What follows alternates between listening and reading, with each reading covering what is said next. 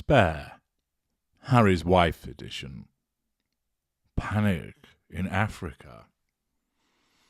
Hello, I'm H.G. Tudor, continuing my analysis of Spare. We are, of course, in part 3 of the publication, the section which has introduced us in greater detail to Harry's wife and, of course, affords us with an excellent opportunity to understand her narcissism, not least in the descriptions that are provided in the publication, but also by virtue of the fact that her sticky mitts are all over the writing. Let's continue and dive in and see what nonsense awaits us. Harry explains that there were 11 of them. It included Marco, Adi, 2 Mikes, Brent, Bidders, David, Jakey, Skippy and Viv. Rather disappointingly, there's no sign of Stripey Cock, Chunder Bucket or Conker Nuts, but there we are. They went off with 3 boats, and they were drinking cocktails and beer, and he was ingesting certain controlled substances, once again admitting to his drug taking. They would break out the jet ski when it got really hot.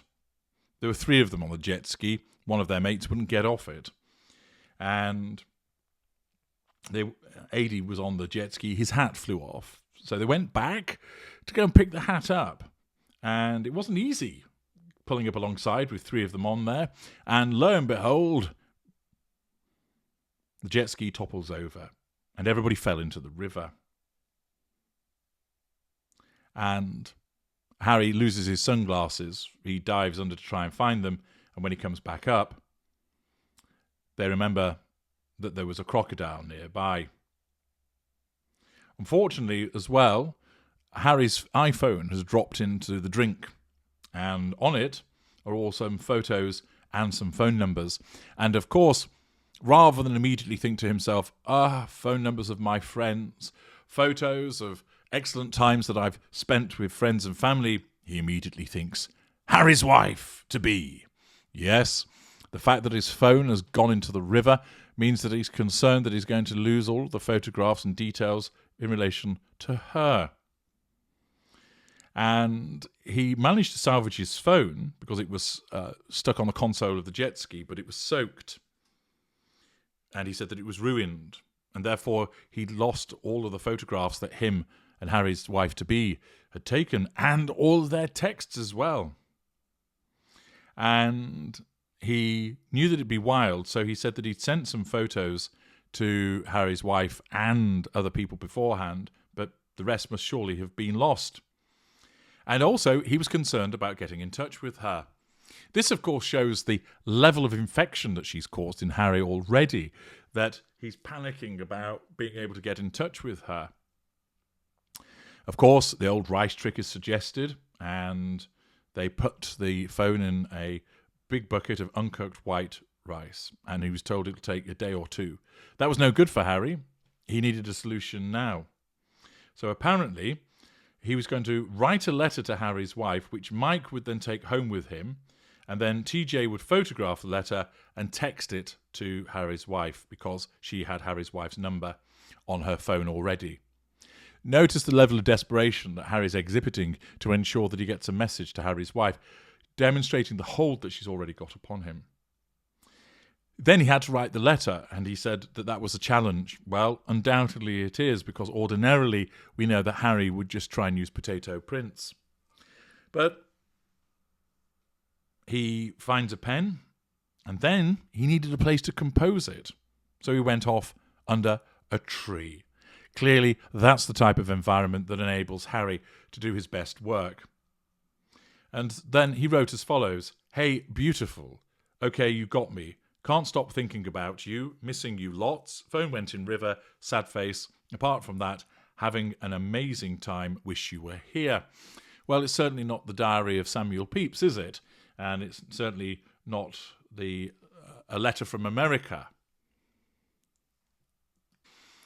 that Alistair Cooke used to write. No. This is a short letter from Harry, but what does it do? Well, it demonstrates to Harry's wife that he's very much under control, because he admits he can't stop thinking about her, and that he's missing her, and that he wishes that she was there.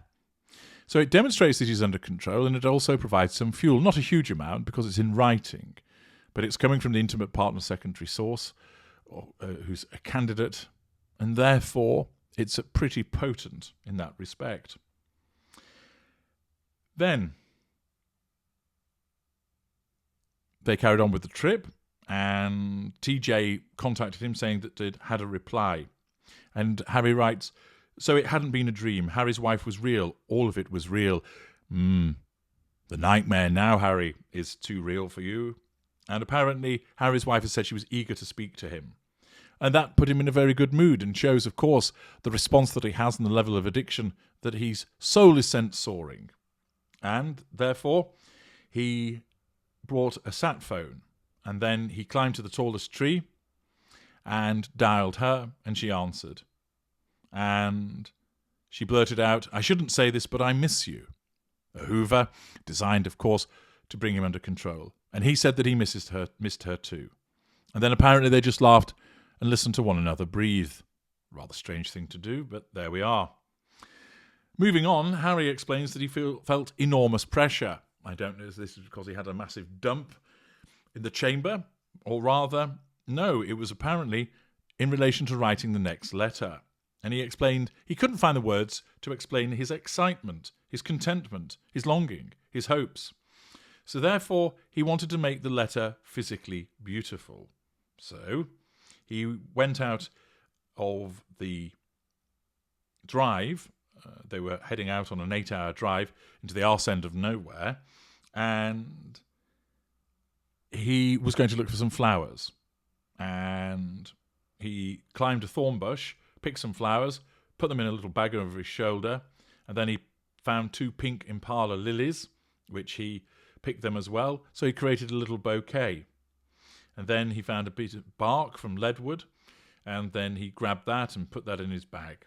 And then what he did was that he wrote the second letter, surrounded it with the flowers, placed it inside the burned bark, and took a photo of it. Oh, the little soppy fucker. And he then sent it. And then he counted the seconds until he got a reply, again demonstrating how he's hooked by her.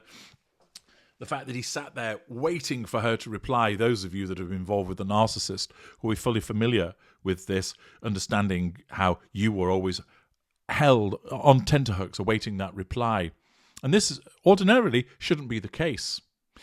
But it's done because already the narcissist has got a hold of you, and that you are waiting for the response, that you're waiting for that little reply from the narcissist which gives you that dopamine hit as your addiction starts to build and keep a greater hold upon you.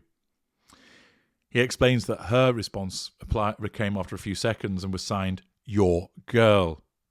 Again, this flattering response is designed, subconsciously, to get him under control. He then managed to keep in constant contact with her. I think he means repeated. And he explained that he hadn't let soaked phones, drunken mates, lack of a mobile reception, or other obstacles scuttle the beginning of the relationship. It also demonstrates, of course, that he's gone on a lad's trip. And what's he doing? Spending his time messaging her, not spending time with his mates as much as he should. This, again, is typical of the way that the narcissist interferes in other people's relationships as a consequence of a lack of boundary recognition. He then goes back to not caught and apparently stared at the wall. Maybe he wondered what it was. Maybe he's unfamiliar with what walls are. But then he was quizzing himself, asking him, what is this? And he wondered, is this the one? Again, this is likely to have been inserted by Harry's wife in order to make her sound good. He then talks about how he'd always thought that there were firm rules about relationships, particularly when it came to royalty. And however, he explains that I'd always told myself that there were firm rules about relationships, at least when it came to royalty. And the main one was that you absolutely must date a woman for 3 years before taking the plunge. How else could you know about her? Which, that is sensible, a sensible way of approaching it. However, he turns this on its head and states that she seemed the shining exception to this rule. all new rules. I knew her straight away. No, you didn't. You just thought that you did because of the illusion that was shown to you, Harry. And she knew me. Again, that's his emotional thinking. She knew apparently the true me. He said, it might seem rash, I thought, might seem illogical, but it's true. For the first time, in fact, I felt myself to be living in truth. How wrong he was. Of course, he was living in an illusion, the one that's created by the narcissist to ensnare him.